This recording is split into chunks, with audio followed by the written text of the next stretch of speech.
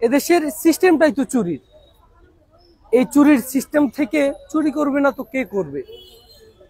লুটে পুটে খাওয়ার সব জায়গায় একটি হরিলুট ব্যবস্থা।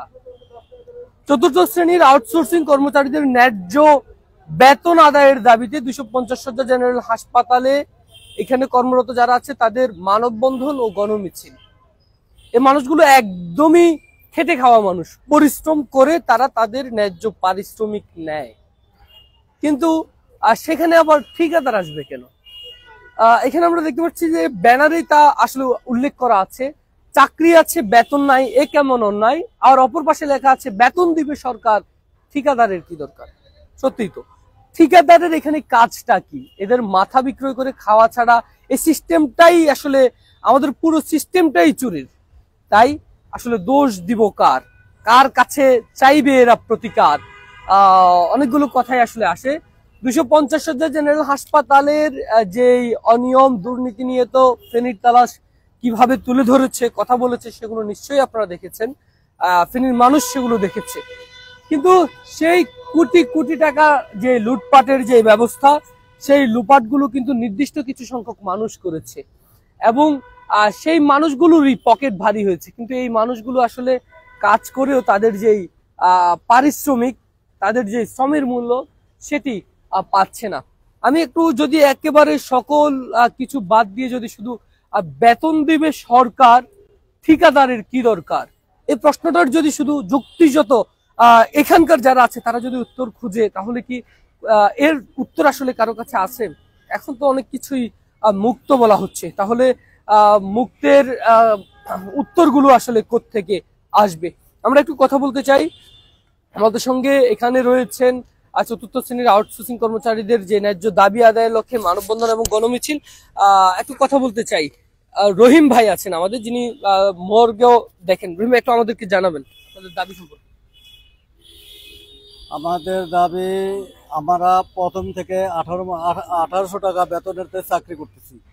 18 টাকা থেকে এবং অধিক থেকেও 17 মাসের টাকা মায়ের গেছে।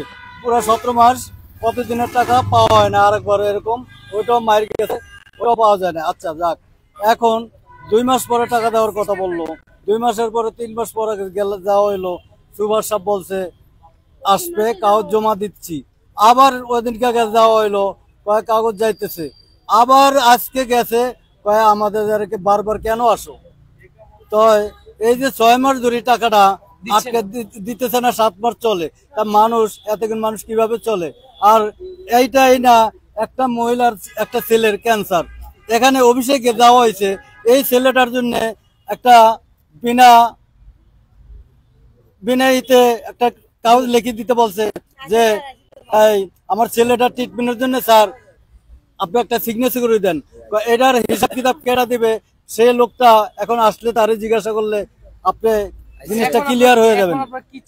আমাদের বেতনটা দিবে, আমরা কর্মতে যোগ দিব, আমাদের দরকার হলে রাখলে রাখুক, না রাখলে নাই, আমাদের বেতনটা দিয়ে আমাদের দরকার হলে বিদায় করে দেখ। আমাদের কোনো ই নাই, এর মধ্যে আপিলও নেই আর দাবিও নেই, শুধু আমাদের বেতনটা দিবে। বেতন দেওয়াতে যদি ইচ্ছা লাগে আমাদের নিবে, না হলে নাই। আর এই যে 8000 টাকা করে বেতন দিতেছে, কিন্তু প্রথম দিছে 2800 টাকা, 2800 টাকার তো 2900 টাকা, 2900 টাকার থেকে 3000 টাকা হয়েছে, 3000 টাকার থেকে 3100 টাকা, 3100 টাকার তো 32টা হয়েছে, 32 টাকা 3200 হওয়ার পরে তাম্বির ভাই আসি।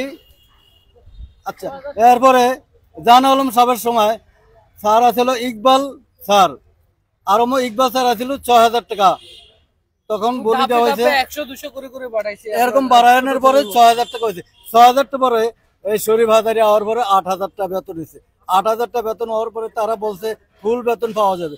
ফুল বেতন তো আমাদের ফুল বেতন প্রায় 18-19 হাজার টাকা, কিন্তু ওই 8000 টাকায় রয়েছে, ওই 8000 টাকায় পাওয়া যেতেছে না। 6 মাস 7 মাস চলতেছে।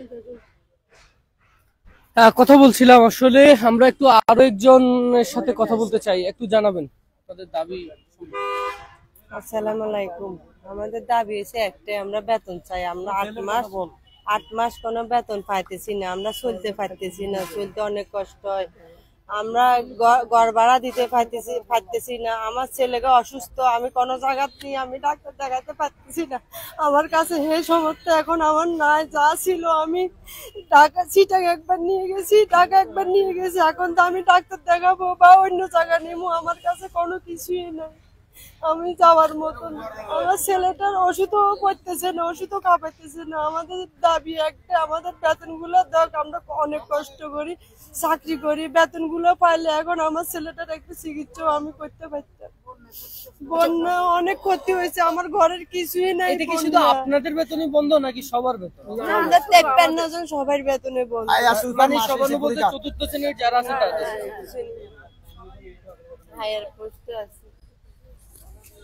অনেকগুলো অভিযোগ আসলে তাদের 7 মাস যদি বেতন বন্ধ থাকে, বিশেষ করে সকল, আমি এদেরকে মধ্যবিত্ত আসলে বলা যায় না, নিম্ন মধ্যবিত্ত মানুষগুলোর, তাহলে এরা আসলে যাবে কার কাছে, কোথায় যাবে, চলবে কিভাবে? তার ভিতরে মরার উপর খাড়ার ঘা এসে দাঁড়িয়েছে এলো বন্যা, যে বন্যা থেকে আসলে ঘুরে দাঁড়ানোটাই অনেকটাই কষ্টসাধ্য। সেখান থেকে আবার ঘুরে ফিরে যে তাদের জীবন সংগ্রাম সেটি করাটাই যেখানে কষ্টসাধ্য, সেখানে আবার 7 মাস যাবত বেতন বন্ধ রয়েছে। মানুষগুলোর হয়ে আসলে কথা বলার মানুষ আসলে নেই, যে কেউ আসলে তাদের হয়ে কথা বলবে। আপনারা দেখতে পাচ্ছেন এখানে আমরা বরাবরের মতো দেখি তাদের যে বেতনগুলো হয় সেগুলো আসলে ঠিকাদারের মাধ্যমে দেওয়া হয়।